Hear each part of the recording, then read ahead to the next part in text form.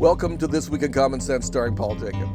My name is Timothy Verkula, and on this program, which we do most weekends, we wrap up the big stories of the week, expanding on them, especially those that have appeared on thisiscommonsense.org, Paul Jacob's website that he's been working on since 1999. This is for the final full week of August 2021.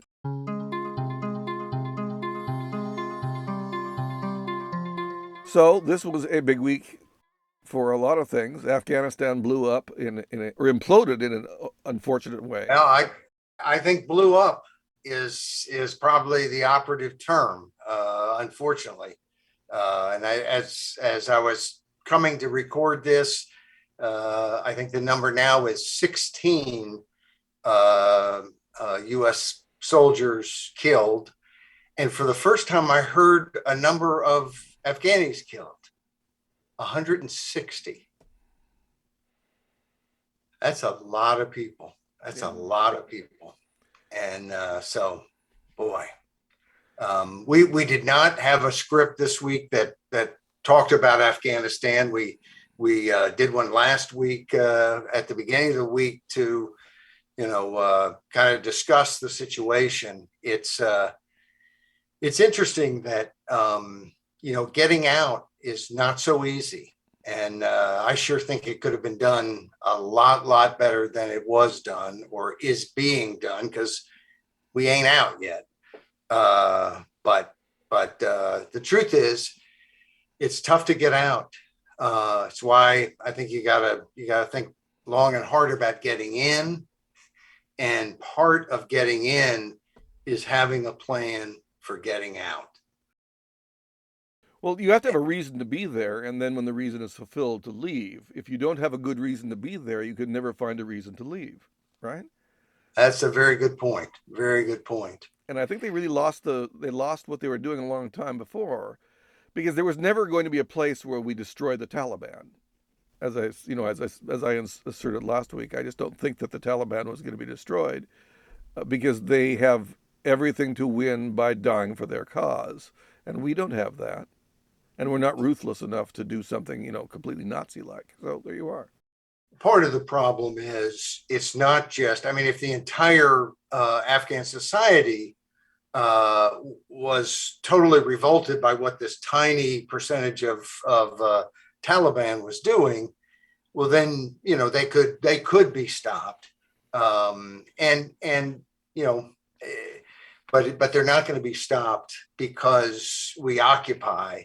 Unless somehow the vast majority, and I'm not talking about 52%, I'm talking about 92%, are opposed to that sort of behavior. And of course, now we see that there are people worse, perhaps, than the Taliban. That's hard to figure, but maybe the ISIS K 2.0 is even worse. It continually, to me, I think about the biggest problem in Afghanistan is Afghanistan. And it's tough enough to defend free peoples against tyranny coming from unfree peoples. Very, very tough to defend unfree peoples, and where there are none of the building blocks. And that doesn't mean that there aren't people in Afghanistan, and lots of people who want to be free right now and deserve to be free. But the building blocks of a civil society are not there. And what a mess. Yeah, now you wrote several pieces on things happening outside of the United States this week. I can think, today's anyway, I remember, as done to the dogs. What else did you cover this week? Maybe we should go over every one of the pieces that you wrote, right? Bang, bang, bang, to see what were they? Well, we talked about the California recall, and that's here in the good old USA. Recall legal scholars on Monday. Okay. Yes. And political intimidation unmasked, which I think was one that if you could only read one script this week, it's the feel good script. It's about a doctor who happens to be on a school board as well in Illinois, small town outside of Champaign-Urbana, who they tried to kind of intimidate, threaten with him losing his license because he wasn't so sure he was in favor of a mask mandate for public school students. And that turned out, and maybe we deal with that right off the bat. The title is Political Intimidation Unmasked, and the doctor's name is Jeremy Henricks. And you know, they're having a debate there about whether school kids should be masked. He didn't think they should be, and all of a sudden he gets a letter from the medical board. I should take that back. It wasn't actually the medical board. It was the Illinois Department of Financial and Professional Regulation. And they were asking him some questions and clearly threatening his medical license and his ability to practice medicine. And I think what they expected is, gee whiz, he's going to knuckle under and he'll do what we want. And he didn't knuckle under. But the beauty of this story, and again, this is commonsense.org, Political Intimidation Unmasked. The beauty is that he wrote a op-ed for the newspaper explaining his position, but that op-ed was co-signed by every other member of the school board. They all said, this is un-American. This is wrong. You're not going to intimidate us into taking a certain position. And clearly, as El Capo, Tom, who usually communicates, he gets Common Sense by email, which is some people get it on Facebook or they go to the website. This is commonsense.org. Common Sense with Paul Jacob is the address or the whatever the call words at Facebook. How's that for butchering any sense of how to say that? I'll put it on screen. We'll put that on screen for the people who are watching as opposed to who listen. For the people who've been deeply hurt by having me say it that crazily. But some people also get it by email. In fact, I've tens of thousands of people get it by email. But anyway, he said, you didn't go far enough. One of the things I love about Tom is that he regularly tells me I didn't go far enough. He's after your heart, Tim, because sometimes you say, "Oh, Paul, you're too nice. I would have been much tougher." But anyway, he said these folks with the Illinois Department of Financial and Professional Regulation should be booted out of their positions, and maybe so. Certainly, that ought to be brought up, and if anyone's under investigation, it ought not be this doctor, it ought to be them. But nice to see here that not only was there that unity among people on the school board who said, look, we're not going to allow this kind of intimidation, but a state legislator decided, I'm going to begin an investigation. And that, I think, is what caused him to receive a letter from the wonderful folks at the Illinois Department of Financial and Professional Regulation saying that they decided that everything was fine. No need to worry about this. So it's not that we need more evidence because there's so much of it, but people in power tend to do what they think they can get away with. And it's up to the rest of us to show them, nope, you can't get away with it. No, sirree, you can't get away with it. And so that was on Wednesday, and that to me is the feel-good story of the week. Today's one is about the same subject, but in Australia, and is the feel-bad story of the week, I guess. Yes, I was going to say it really is the feel bad story, and I think it's gotten pretty good reaction from people because sometimes people love. In fact, one person who commented today said, if he had a choice between the human race and his dogs, he'd probably choose his dogs. But this is the story from last week, late last week, that came out where in Australia they had some volunteers with a animal shelter who were coming to pick up some dogs. And the idea that they were coming to pick up the dogs was so terrifying to the Berkshire Council that they decided the thing to do to fix the problem and make it to where everybody was safe and happy was to kill these dogs. And it's, the interesting thing is the volunteers who were taking time out to save these dogs had, of course, because they're responsible type people, like most folks are, they had already thought about how to do it without any fear. I mean, there's always going to be some fear, but they, I think, were masked and they had a whole protocol and everything else. They were not clueless. They wanted to do it in the safest possible manner. They didn't want to kill any people. Of course, we have New Zealand now that's locked down because not because anyone died of COVID, but because they had one case.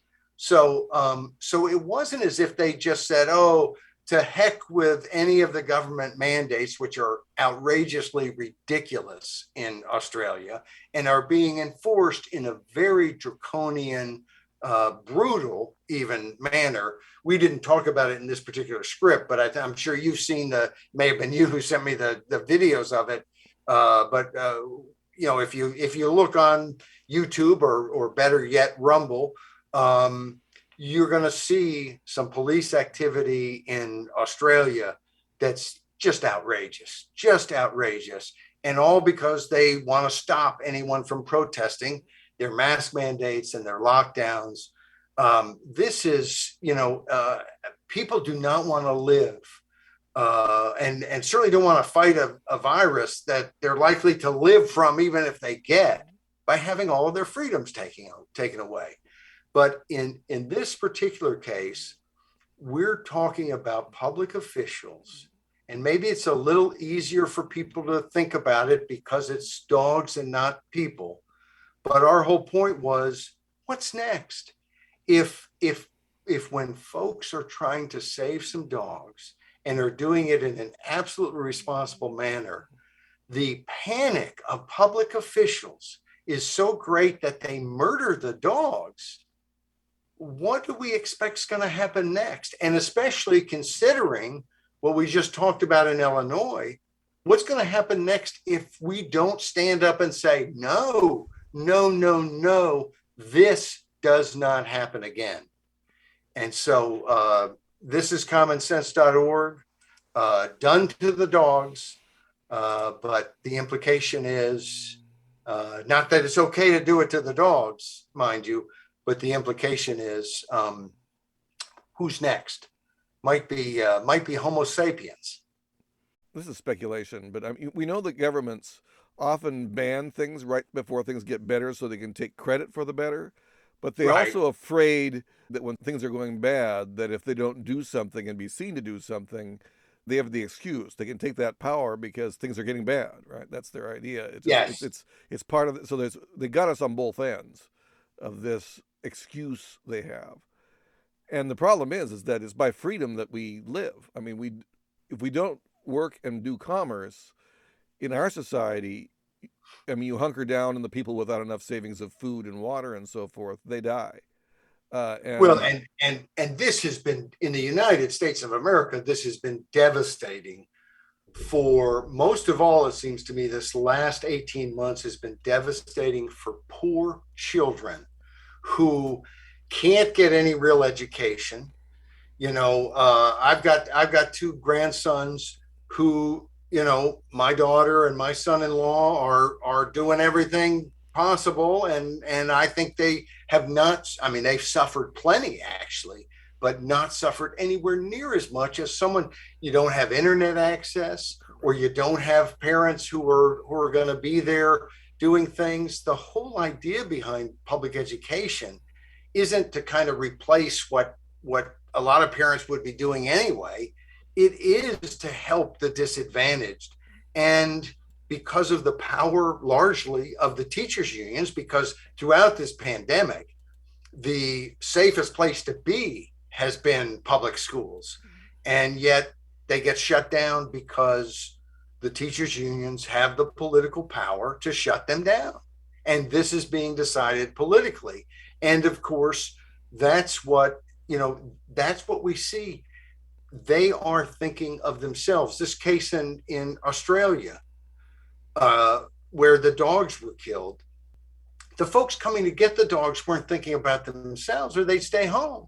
They were thinking about the dogs. And in the process of thinking about the dogs, they were thinking about other people and not spreading any virus.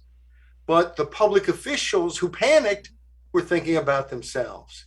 And so often, like you say, they're thinking about how is this going to play, not what's the right thing to do. And it's another argument.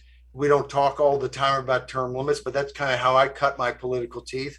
But that's one of the benefits of term limits, that you don't allow someone to have such a political career that it's all about them and winning re-election and what's going to happen that will help me in the short term because I just have to get past the next election. It allows people to realize this is a short part of my life. This is not the end all and be all. This is a service position. I'm going to do my best and then hand it off to somebody else and have some level of humility, some level of perspective on what life is all about, that it's not all about, being a narcissist and, oh, if I get elected, it means I'm wonderful. You're wonderful if you're wonderful. It has nothing to do with getting elected or not. One of the things that I look at for perspective is that what is the basic rules of the game? And to me, the most basic thing of a liberal modern society is free speech. And they are cracking down on free speech in Australia. They're putting people who bloggers and videographers and ranters on YouTube, and they're putting people in prison for, I guess, $5,000 fine in Australia, I think it is, or is it 5 years? It was five something. For that's how my brain works. Like I got the Yeah, number, I know what you mean. uh, Well, whether it's $5,000 or it's 5 years in prison, now 5 years in prison is a lot worse than it can't $5,000. be five. They can't, but still. But it's a draconian punishment, and at a certain point, most people look. There's going to be the criminal, the murderer, the thief, the malcontent who's what we would call evil, who is not going to follow the rules. But if to get most folks to follow the rules, you have to be draconian and can't persuade them, then you need to look at the rules, because people are more than willing, if they have been given any good reason, to follow the protocols, to follow what other people are saying is the right way to do it, even oftentimes when they're not so sure. How many people like myself, I've been willing to wear a mask to go into some place. If it says, hey, you need a mask, I'm not gonna do something that if I'm mad enough about having to wear a mask, I'll go shop somewhere else. But generally, I'm willing to go along. But the moment you start to force people to do stuff, that's when I'm not willing to go along. That's when I'm willing to defend the person I disagree with. Because if the person I disagree with is not free, then I'm not free either. Not for long. So that's this pandemic has been a hell of a lesson in how easy it is to scare people and to blow up things as just, I saw something that on Facebook earlier today that in my county, Prince William County, there are, what is it? I think it's 6.8% of the county is believed to have COVID. That's from some sort of testing. Obviously they haven't tested everybody, so they don't know for certain. But that's serious. We all need to stay inside. Except a year ago, it was 8%. So in the same month. So it's like, wait a second. We can hype the fact that it's this percentage, or we could look at it and say, hey, that's no higher than it was, a year ago. So the truth is, no matter whether it's okay, not so okay, terrible, catastrophically terrible, even at catastrophically terrible, panic doesn't help. Panic isn't the way to go. And the truth is, the more there's panic, the more there's resistance. From the very beginning of this, freedom, respect people, respect their freedom, and give them information, and then let people do what they're going to do. And the truth is, government, which can use force, would have been so wise to let business people whose goal is to get people to like them and keep coming to their store. And there's going to be some business people that maybe would have erred on the side of being too open to people doing things that would have spread the virus. But I suspect they would have been, for the most part, very close to that, very concerned about that, and willing to follow to the letter any good information they could get. And some people would say, well, but we can't afford anybody not doing it right. Well, live in the real world for a second. People don't do it right all the time. When people are threatened, I mean, there's some countries that if you have drugs, you're executed. Well, they execute people. It doesn't mean there's no drugs there. It's the sort of thing that sometimes they think, if the government demands it, then I don't have to look at the statistics to find out who's done it. Everybody's going to do what they're told, even though we know, no, they're not going to do what they're told. And in fact, the more you're dictating to them, the more they're not going to do it. And not only are the malcontents not going to do it then, but people like me and like Tim Verkala and other people listening to this show are not going to do it. They're going to feel a duty to resist that sort of draconian big government. There is another kind of related story on your docket this week, the piece on privacy with Chinese characteristics from Tuesday. Now, that's not about COVID. It's about computer privacy, which is, the free speech stuff and so forth. But the funny thing about China's new directives on how they're going to protect their citizens is that they're only going to half protect their citizens. Well, they're going to protect their citizens and take credit.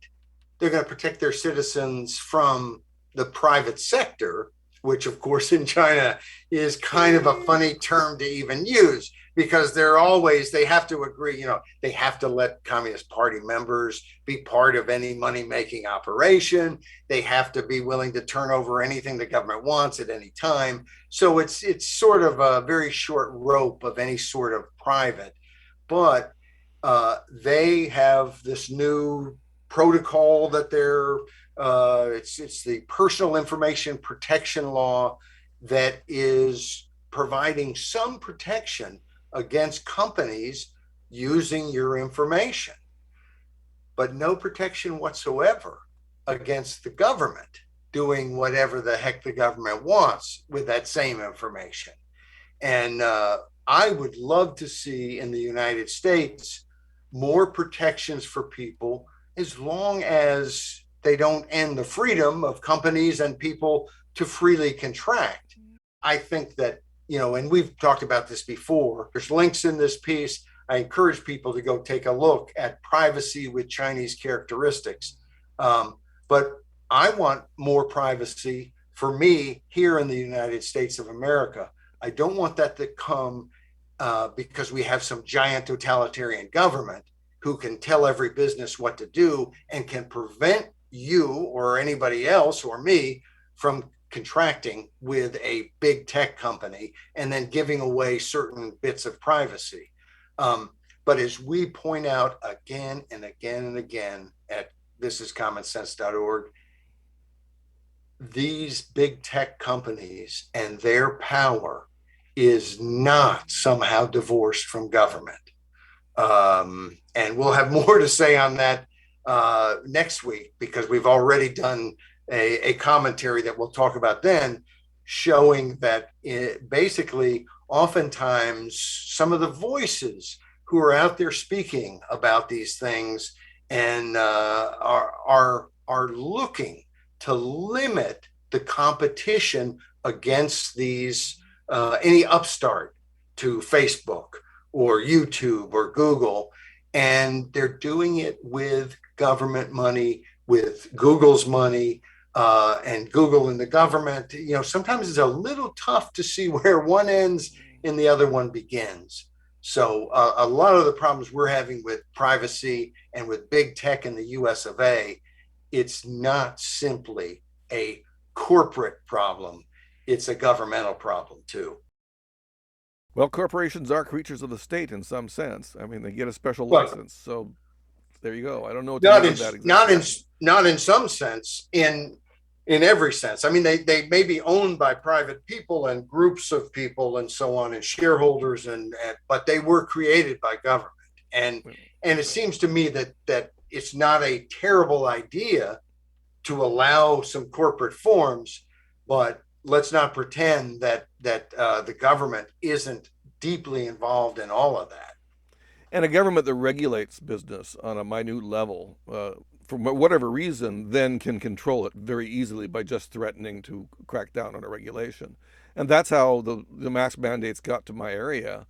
Uh, it's because of the governor of my state threatened the local business that they made me put on masks. And I won't go into the local store. Did I ever tell you about the local store I won't go into? Uh, No. it was the place I would shop the most, but they put up a sign, and it's right at the beginning of the lockdowns, of the mask mandates, and the sign said "Inslee Law, mask necessary." Well, Inslee is my idiot governor, the idiot Yes. governor of our state that I live in, and he doesn't create law. There is no such thing as Inslee law. Now he has some emergency powers, and I'm not saying that they're illegal, though I think they probably are. But the point is that I was offended by the fact that they were giving bad civics lessons. So I started getting testy, and I decided I wasn't going to go there anymore. I like that. And think about when you think about what would have happened in Illinois with Dr. Hendricks had he knuckled under. And had he, instead of getting the rest of the board to say, well, that's outrageous, we're all going to fight it, he convinced the rest of the board, well, we really need these mask mandates because I want to keep my license to be a doctor. And they voted for the mask mandate and they mandated all the school kids do it. Well, anyone who argued against that, they would have said, hey, this is democracy. This is a free society in which people vote and decide these things. And who are you to say anything against it? No one would have known the different little coercions and intimidations that had taken place. And that's why when you see these sorts of things happen, we've got to react. And it's why when you find out all the ways that government is going after big tech on the one hand, and then signing contracts worth billions and billions of dollars with them on the other hand, that this idea that they're somehow just private corporations, that the government is not involved in any way in any censorship, that's bunk. And we know it's bunk. And so that's and we've had, you know, we call ourselves libertarians. If someone calls me a conservative, I don't get upset. If they call me a classical liberal, I wouldn't get upset. But the term I would most often choose for myself would be libertarian. There are other libertarians who have been very doctrinaire about Google, Facebook. These are private corporations, and if you don't like how they're behaving, just shut up and don't have anything to do with them. But you have no right to complain and call it censorship or anything else. And first of all, the right to complain is that should be the First Amendment. Everyone has a right to bitch and moan and complain. That's what the truth is. Us complainers, then we make the world a better place. Not always, but in the end. But it's just not. You're missing a big part of what's going on. And when government bullies private players in the free marketplace, it's not a free marketplace anymore.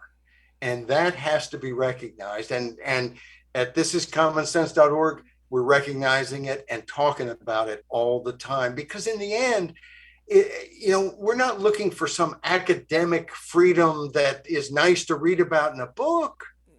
We're looking for a society in which there's robust debate, in which you can say something and change the way people behave because they can listen and think about it and make their own decisions that are informed, not that are informed by only one narrow type of debate with all the other dissenting opinions shut out. So, and we're going to keep doing that, no matter how much other people who are also libertarian for the most part disagree with us. There's two more pieces this week that you wrote, and I don't remember them. So that puts it all in your ballpark. Well, I do remember them. I'm going to talk about the recall in California first. And just briefly, there was a piece on Monday, recall legal scholars, ? Should we recall legal scholars? And I make an argument that if we had a process, maybe so, because there were two UC Berkeley professors, Erwin Chemerinsky. I didn't even get close to that. But since the film's rolling, I probably wouldn't get close if I tried it 3 other times, because your heart gets to moving. It looks like Chemerinsky, by the way. Yes, you're right.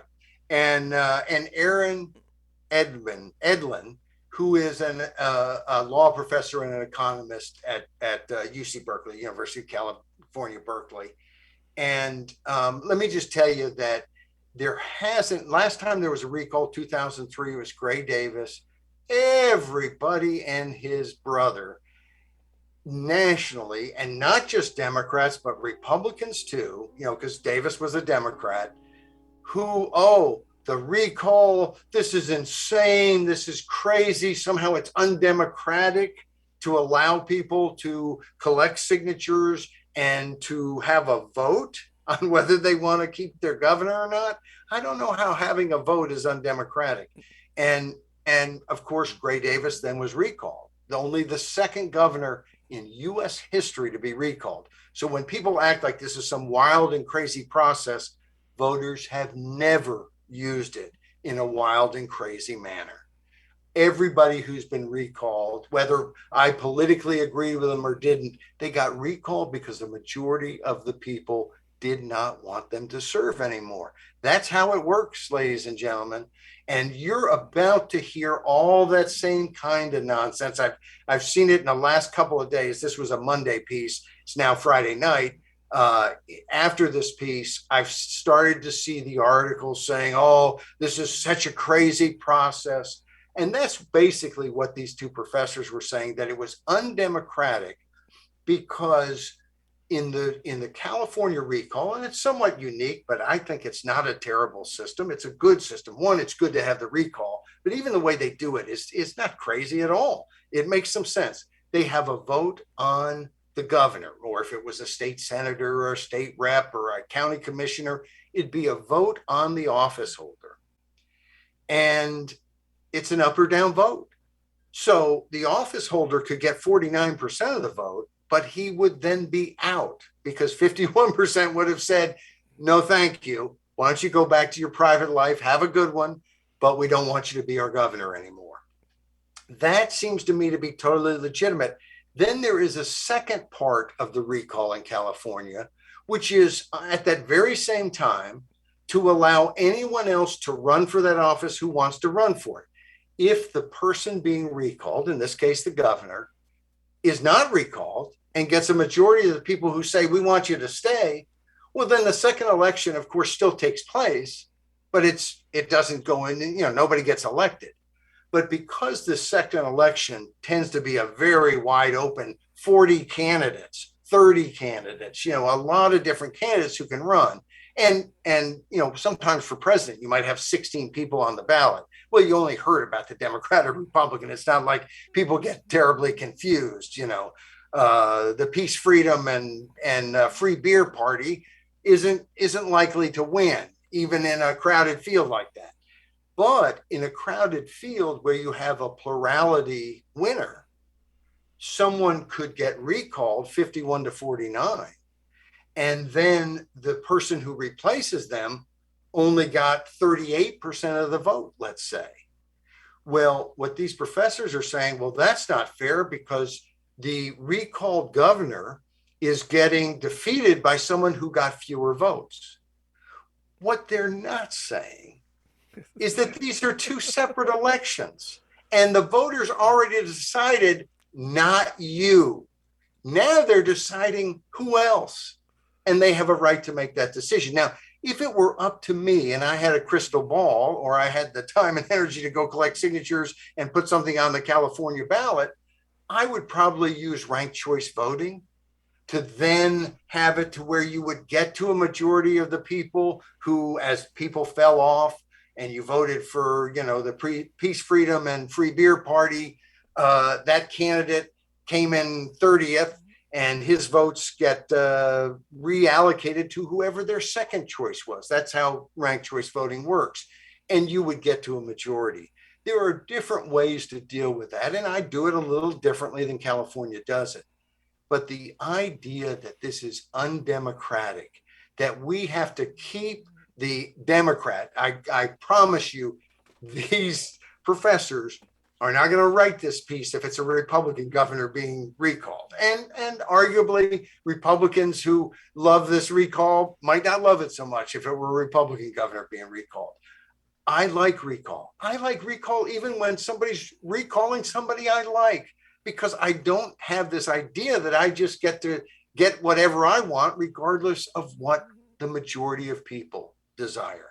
So anyway, it's a silly idea to think that this is somehow undemocratic. And what was funny about this piece, which we ended kind of by saying, no, duh, is that when these professors were interviewed by the California paper, they were asked, well, isn't it possible that the court would see this as two separate elections? And then they sort of said, well, they could see it that way. And then, of course, all their equal protection arguments are completely ridiculous. Well, it is two separate elections, fellas. Count 1, 2.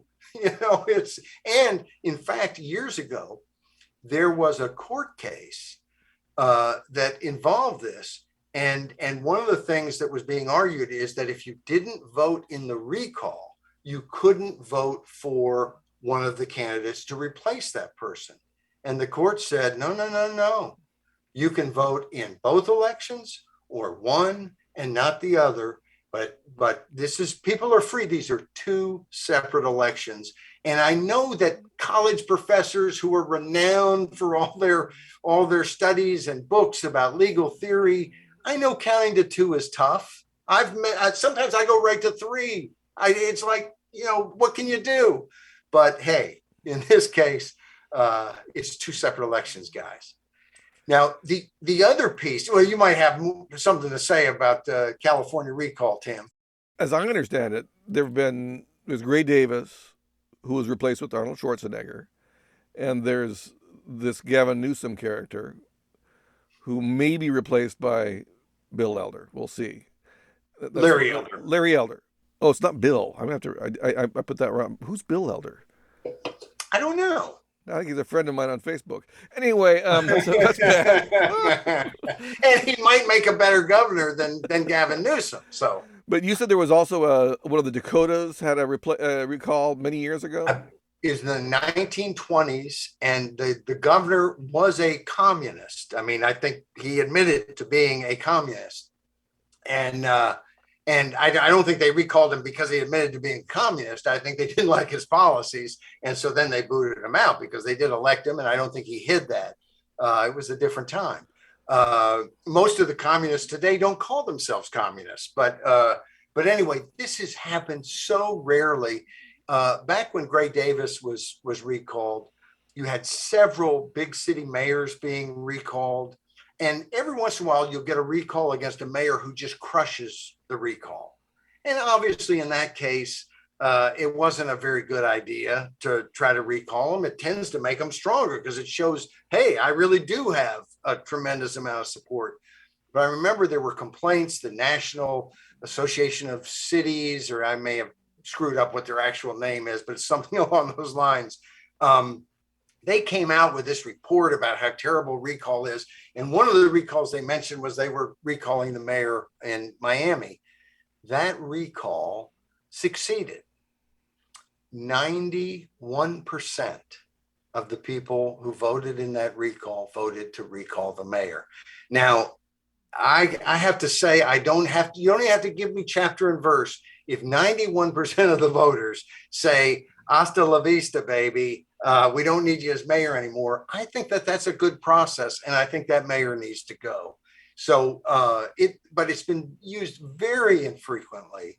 It has not been used in a nasty way. I mean, because it is costly for an office holder. There was a case in California just a few years ago where a senator was recalled over some votes and then came back after being recalled and won re-election at the next election. The guy who replaced him ran, but he beat him. And I guess people got over why they were mad at him. That same, and we wrote a script about it earlier this year, he came back with legislation to make it much, much tougher to recall someone, and also to be able to find out who signed the recall. In California, when you sign a petition, it goes to the state and it is not public record. Now, people can come in and look at them, check signatures and so on, but there is not under the Freedom of Information Act and so on, in a lot of states, you can get that information. Who signed this petition? Not in California. And this state senator was attempting to change that so that he would be able to find out who signed a recall petition against him. And once that sort of hit the airwaves, he backed off, and he was wise to do that. But again, this is a good process. We elect them. We ought to be able to decide when it's time for them to go. I love term limits, but there are times where you can't wait till the end of a term. And again, you step back and you look at the use of recall in this country, very rarely used.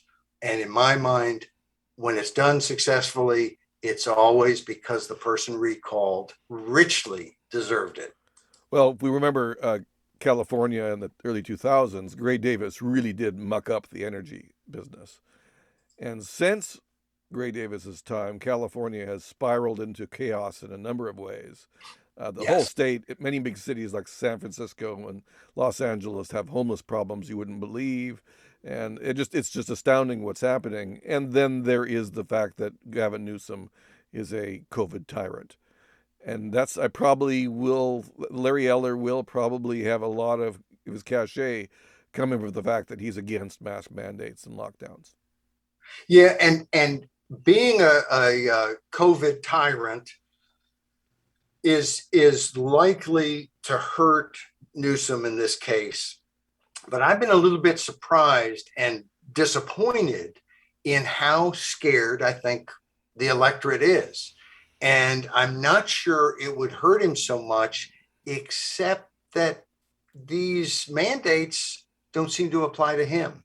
And people may remember he had nobody could go to dine indoors, but here he is shown to be dining indoors at a birthday party with lobbyists. I mean, maybe he thought, hey, if you're doing it with a lobbyist, isn't that okay? Um, but he did it. And then, of course, when he got caught, someone spilled the beans was before they had pictures. And so he explained, I'm sorry, but we were outside. We were socially distanced. So, okay, I mean, come on, give the guy a break until the pictures came out. And then you realize he's not just a hypocrite, not just a tyrant, not just a hypocrite. He's also a liar because it was inside and they were not socially distanced in any way, shape, or form. I mean, pictures do not lie. So his credibility is zero with anyone who's not already a Democratic Party apparatchik. And so he's in a lot of trouble on that score. I do think, for him to be recalled is very tough in a state like California that is so overwhelmingly Democrat. And of course, if Larry Elder wins, which he might, if Newsom is recalled, it'd be a heck of a breath of fresh air, I think, in California. But even then, the legislature will have a veto-proof majority, where they can override any. Basically, they have a super majority of Democrats. Yes, and so then there's no veto that they can't override without a single Republican vote. But still, I think he would have a bully pulpit and the ability to speak to some of the problems. Crime in California seems to be out of control. Well, no wonder. I don't know if folks have seen the pictures of people just running out of stores with all kinds of merchandise in their arms, knowing that no one's going to stop them. And in San Francisco, they pretty much said, unless you're stealing over $600, or was it? I think it was 1,000. I thought it was 1,000. Yeah, I think maybe you're right. It was. So unless you're really able to carry a lot of stuff out of the store, no one's going to arrest you. No one's going to prosecute you. Now, who wants to open up a business in a state in which someone can come in and steal $1,000 from you, and the authorities go, no big deal, no big deal? And what kind of message does that send? And then, of course, you've got all this homelessness. You got tents all over the streets in LA and San Francisco. And why? Well, because they have so many housing mandates that it's so costly to build there that the price of mortgages and rents are sky high and people cannot afford them. Look, where I am in Northern Virginia, we've got people living in the woods. And because they can't afford housing, they've got generators. We hike a lot, and sometimes every once in a while you run into one of these kind of camps. They've got, it's not a bad place to live. If you're comparing it to living, in the woods, you'd kind of think that was rough.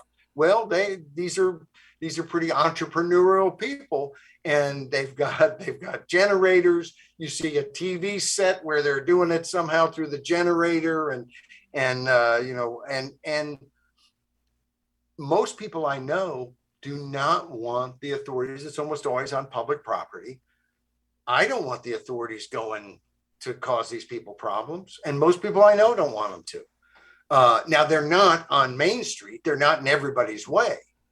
But the problem is that the rents are too high.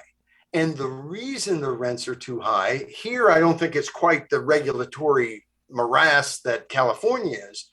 But you have, I know so many young people who will say, well, thank goodness our rent is subsidized. And I always point out to them, that subsidy is not for you. That subsidy is for the landlord. And we've written stuff about, and we'll talk about it next week, that they just yesterday, the Supreme Court finally struck down this moratorium on evictions. Look, I don't want landlords to get ripped off, but I also don't want landlords to get subsidized. And the reason these are subsidies for the landlord and not for the people renting is because without these subsidies, if people couldn't afford the rent, what's the landlord going to do? He's invested all this money in this big apartment complex and nobody can afford to live there.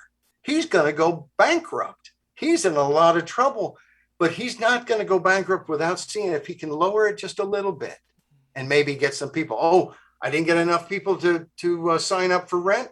I better lower it a little bit more. And so one of the reasons the rents stay so high is because Uncle Sam is subsidizing the rent. And that money is going to help the landlord. It's not making the renter any richer, but it is making the landlords richer. And I'm against subsidizing poor people other than through charity and so on. And, the first thing to cut wouldn't be, help for the poor or aid for dependent children and so on. But these things are not as good as charity, where people are helping people in need. When you create these programs, you have a tendency to lock people into those programs. And the tendency, I think, is to help the business interests who are in and around that. In other words, the rent subsidies are keeping rents high and helping landlords, not helping the renters. That's 4 out of 5 commentaries on thisiscommonsense.org this week. The fifth one was from, I guess that would be Wednesday, Slackers Unite. I think that was Thursday. I could be wrong. No, Actually, it's it, Wednesday. It was Wednesday. You're right. That's a first. We should have some kind of celebration. No, I'm just kidding. But by the way, I should also mention I'm not going to edit out the piano music that I've been hearing in the background. I don't know if you've been hearing it. I did hear. Is that your cat? It's my cat walking on my piano, and I could edit it out, but I just am not going to. So you're going to have a little avant-garde music in the background for some of the parts of this podcast. Sorry. I think what it was, I know how your cat and your dog are so competitive. We were talking about dogs, and the cat thought, wait, how come I'm not part of this thing? And so that's why your cat was walking on the piano. I need to remember to, turn off the digital piano. I mean, that's a rational thing to do, but it's usually always on. It's just on. But the nice thing about the cat in the room is that it takes the dog out of the room. He gets jealous and gets in a huff and leaves, and Yes. he's much noisier than the cat, other than the piano. Okay, very good. So let's go back But this Slackers Unite. I do remember the piece now. And this is, I think, the one that got the most comments from people during the week. It was, I think, clearly the one that people were most wanted to talk about. And there have been several pieces in the New York Times about what's called lying flat. And the idea is that sometimes people don't want to do anything. They just want to lie flat on the ground and relax. And of course, this is in China.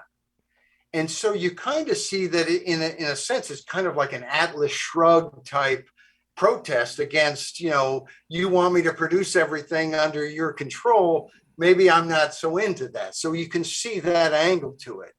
But it's also, I think, especially here in the US of A, there is this attitude that somehow we have to work too hard. Everything should come easier. We need a basic income provided, universal basic income, UBI, provided by the government. And I think it's always important to point out to people that if nobody produces anything, there is nothing to redistribute. There is nothing to consume. And that those who want to end poverty, you don't want to end production, because you're not going to end poverty any other way than producing abundance. And that's what capitalism, or the free market, as I prefer to call it, that's what it produces. And I kind of think that the whole idea of lying flat, well, we use 3 examples in this piece. And it's interesting that in one of the cases, it was someone who had worked and had some savings and decided that he could live more cheaply.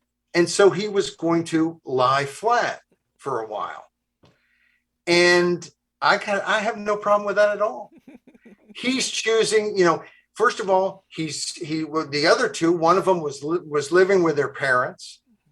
And so, you know, look, if you want to relax, if you don't need as much money as somebody else, I'm sure not going to hold anything against you for not working extra hours to make money that you don't feel like you need. This person was self-sufficient, and so his lying flat, I applaud. But the other folks who want to just lie flat, who want to do it on somebody else's, you know, nickel, that's not okay. And I don't respect that. I abhor it. And really, I think the real thrust of this piece is, if you want the world to be a better place, it takes some work. It doesn't come free. It doesn't come by lying flat. And as we point out, you know, what is lying flat throughout all of human history? Lying flat has usually been something that somebody does when they're deceased and lying in their coffin. And that's not what we wish for all of our listeners and all the people out there not listening. We'd like you to get up and have a great life. Well, you know, that almost sounds like the end of a podcast. I think so. And we're under an hour. Okay, well, thanks. We'll get this in the docket of YouTube, SoundCloud, and all those little podcatchers out there, and it'll be up on the website thisiscommonsense.org this weekend. Thank you very much, Tim. Okay, see ya. Bye.